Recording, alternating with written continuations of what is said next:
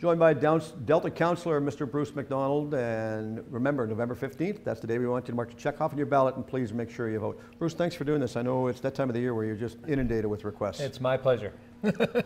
Busy, busy man. Let's get to know the person behind the desk, behind the name and everything else. Going back, when you were a youngster growing up, where'd you grow up at, and did you play sports? Burnaby, and yeah, sports was a big part of my life going through high school and whatnot. I wrestled, I played rugby. Burnaby Central had an absolutely incredible floor hockey league within the school. It was a school of 2,000 kids, so we had, I think, at one point, 28 teams playing in our floor hockey league. That's a lot. Were mom and dad push your parents? Said you have to go out and do this? No, or no? I was the youngest of 5 children. Spoiled? Well, actually it was, because the war came between me and the rest of them, and so it was like being an only child, but better, because I had 2 older sisters and 2 older brothers, and they were old enough that they had to look after me. So it worked out very, very well, and yeah, I never was concerned about not being loved. No, not at all. And of course, if there was a problem, they were going to protect you anyway. Yeah. Did all your brothers and sisters play sports? My older brother was a really good swimmer. He was in the RCMP, and he actually represented them for a while. Not seriously. They were involved in various things, but mostly just moving on. Wow. And with you starting involved in sports as a youngster, how did you decide what sport to play? Well, you played what was available, and that's what was available. When I went to Burnaby Central, they didn't have a football team at the time. They did have a rugby team, and we had a wrestling team. And you know, I played rugby after high school as well, and then I got into refereeing football, and I did that for 20 years. Wow, that's a big commitment. Yeah, but it was wonderful. I did that up to the UBC level. And we did all the sideline work for the BC Lions for all those years, and eventually the knees start going. Yeah, I know that the speed of the game sort of passes us by sometimes. And well, the size. When I first started refereeing high school ball, I was you know, looking all these kids straight in the eye, and by the time I finished 20 years later, I'm looking them all that way. You know, it's huge kids. When you were doing football and you were refereeing football, was there any youngsters that you were refereeing then that have gone on to play pro? Jamie Buis, we just put him in the Hall of Fame. Yeah, that's a nice feeling. We got a great Mitch group. Berger. There were a number of kids that were playing when I came through. Why do you think sports is so successful in Delta? I think it's a family thing. I really am a big believer in sports. We introduced our children to as many sports as we could to see what they would find, sort out the one that might be worthwhile to you. And I think it teaches, certainly the teamwork you learn in a sports environment is just incredibly valuable as you go through life, because it does teach you that you don't have to score all the time. You don't have to be the one in front. You have to do your part in order to make this thing work. And that's a valuable lesson to learn, and it makes all sorts of other things in your life easier when you figure that out. Yeah, all about life skills. Yeah, it's all about that. If you don't have them, boy oh boy, you can sure get yourself in a corner. Hard work and teamwork is immensely valuable. Vancouver Giants are knowing that their home is based in Delta. I'm a season ticket holder. I applaud you for that, because they're a great organization. They've done an awful lot for Delta to put Delta on the map. They have, yeah, in every way. Yeah, everywhere. Signage up in the Ladner Leisure Centre, rebuild, or I guess refit for the Ladner Leisure Centre. Is that going as best you see, or would you have liked to see changes? Yes, as a matter of fact, it's funny how sometimes, you know, the old, in every cloud there's a silver lining. When the wall came down in the front, we were blessed that nobody was hurt. Yeah, very much so. But then we discovered that 47 years ago it wasn't built properly, and we started getting into it. And we have been, you know, the council is in a situation where we're fortunate that we can take advantage of opportunities when they come forward. So we didn't have to borrow any money. We didn't have to make a whole lot of changes to the way things are financed in order to say, you know what, there are other things wrong with that arena. Mm-hmm. And while it's down, it's the time to fix it. The ice makers were old and inadequate. The air handlers were not as good as they're supposed to be.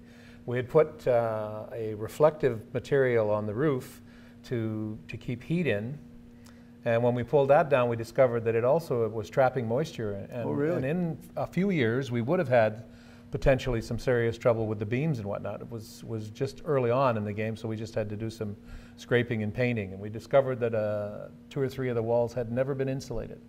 Wow. There were a number of things like that. We moved the spinner. We took the opportunity to move the spinner room from upstairs where it was, no windows and kind of grime, down into an area where it has windows out looking on the rink and whatnot. There's a number of things that pretty much a new facility, and for much less than we would be able to build a new facility. Yeah, given the cost of the facility and the land and everything else. About $3.3 million. Delta Gymnastics Club moved from the Tawasin Arena. Marvelous, isn't it? Gorgeous facility right now. Worked on that for 20 years. when the move took place for the Gymnastics Club from Tawasin Rec Center, was there ever any consideration of expanding the side of the building out to put an extra sheet of ice in there instead of just having a parking lot right now? For the gymnastics center? Yeah. Well, no, when the gym moved from Tawasin over to Ladner, where it's at now, would it have been viable at that time to extend the wall and like twin it for a rink? No, the building was purpose-built for the gymnasium. It's not big enough, and we needed a gymnasium. We did need that facility for what it's worth. We could use another sheet of ice in the south, but it wouldn't be the number one thing on my list. Wind skill needs some improvement badly, especially in the fitness areas. It's far too small. We need a lot of dry floor space too. That's the other. We do. And that's what that now provides with the old gymnastics facility. Patterson Park, what are we looking at with that down the road? Anything? Patterson Park is important in a number of ways. It's historically important to Ladner, and it does offer us some interesting opportunities. I was on council when we convinced Kwantlen that they should buy half of it, and they got a tremendous deal from the Ag Society for it.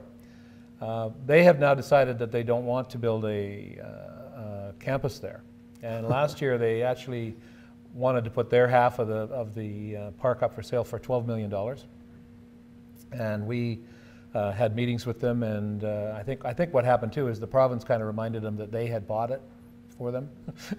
So it wasn't just as simple as saying, well, we're not going to use it for a campus, so let's sell it and keep the money. Ultimately, I'd like to see the 26 acres reunited. The Ag Society, which owned it and sold us 14 acres for about $3.5 million, put some restrictions on that sale. Mm-hmm. It is for public use.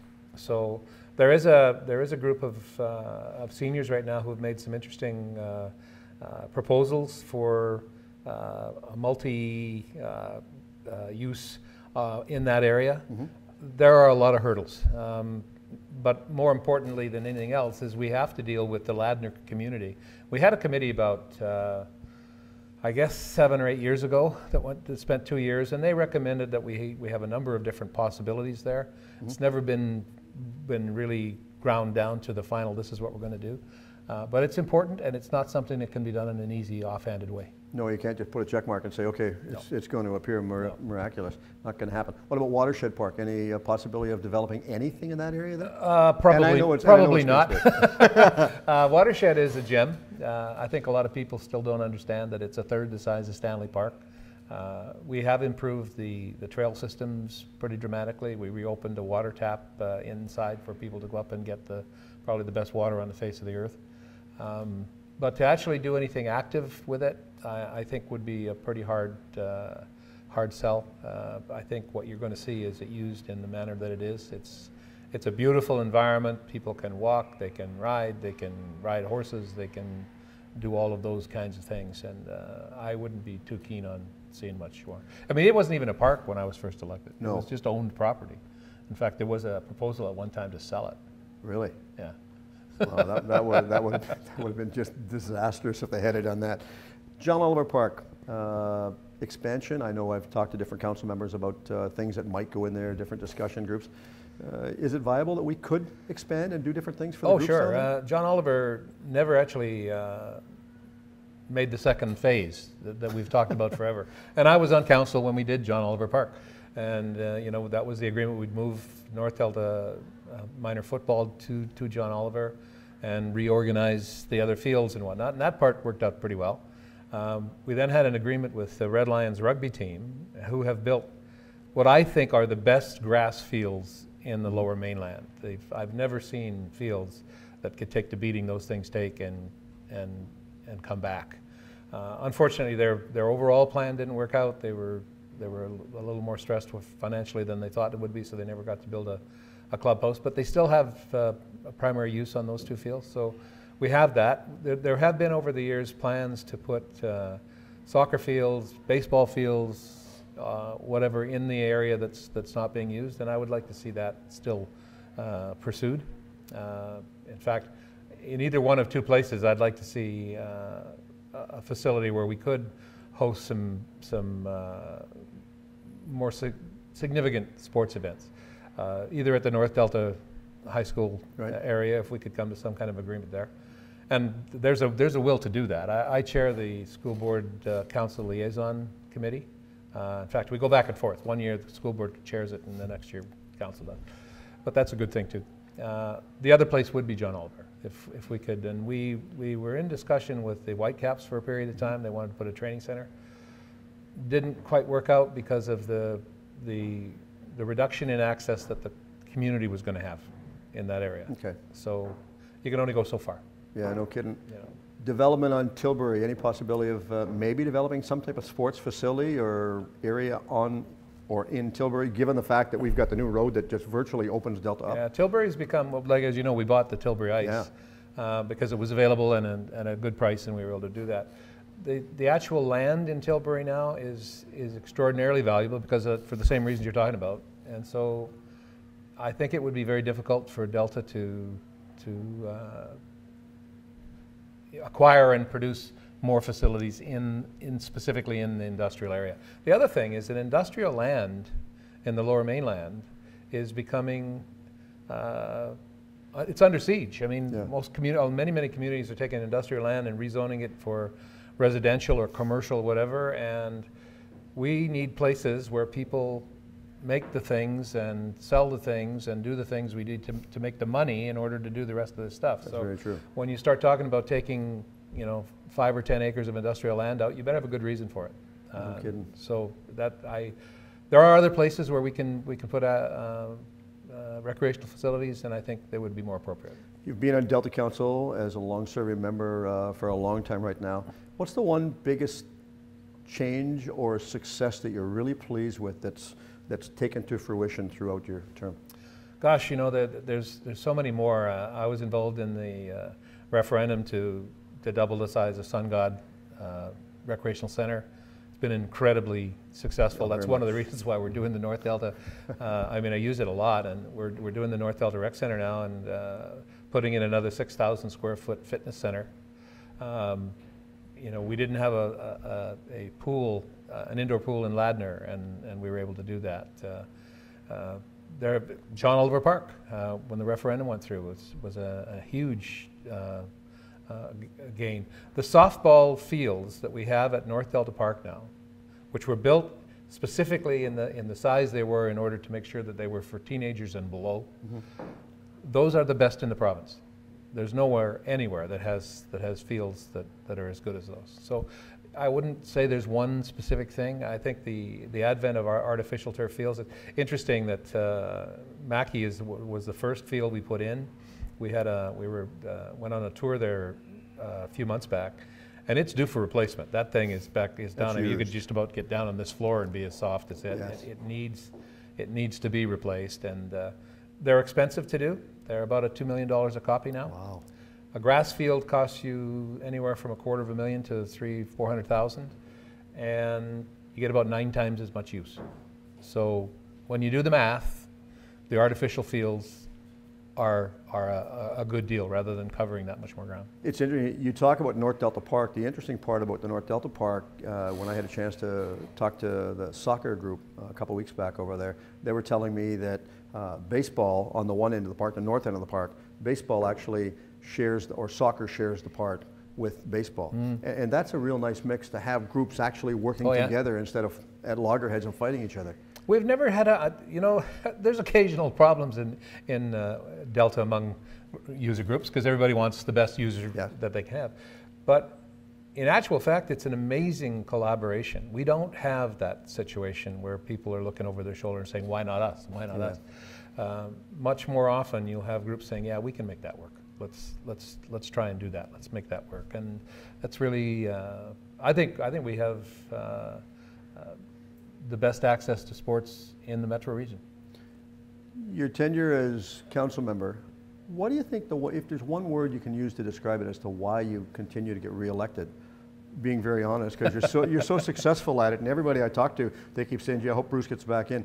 Why do you think that is, that you're so successful at it? I've said, you know, when I came out to Delta, I sort of evolved into it. I wasn't something I wanted to get to. I ended up being a spokesperson for my neighborhood over some issues. And then I was asked to be on some committees, and I did that. And then they said, well, you know, fish or cut bait. You should either, you know, run for council or whatever. I've said for many years that Delta is the best part of the world. And I've been extraordinarily fortunate to live in Canada and to live here. Grew up in Burnaby, but I've spent most of my life in Delta now. And I think it's important that you give back to that. I won't say why it's worked out that way, but I feel extraordinarily privileged that you know, Delta's chosen to elect me 7 times, and I guess I could be Bruce the 8th. You know, that's what I'm hoping for. There are still things that we need to do, still things I want to be part of. When you're in the community and you look at the things that over the years you've been part of, to say, yeah, you know, that was something we worked on and we got it done. That's really gratifying. And so, you know, I'd certainly like to hope that we can continue to do that. Last question, and honest last question. City Hall got the Wall of Fame for the inductees that have been inducted into the Delta Sports Hall of Fame. That's a nice recognition for not only the athletes, but the location it's at City Hall. Mm-hmm. That's got to be nice for us. Yeah, it is. I mean, that whole area now, the entrance to the City Hall, you have all the old councils, and you know, you can actually see it's a graphic depiction of the history of this community, mm-hmm. and the accomplishments of so many people in this community that have gone forward to, you know, into every area of not just the ones that have turned pro and made big bucks and become famous. There's any number of people who have spent, you know, their whole lives in sport, doing things with other people, and creating a legacy beyond that.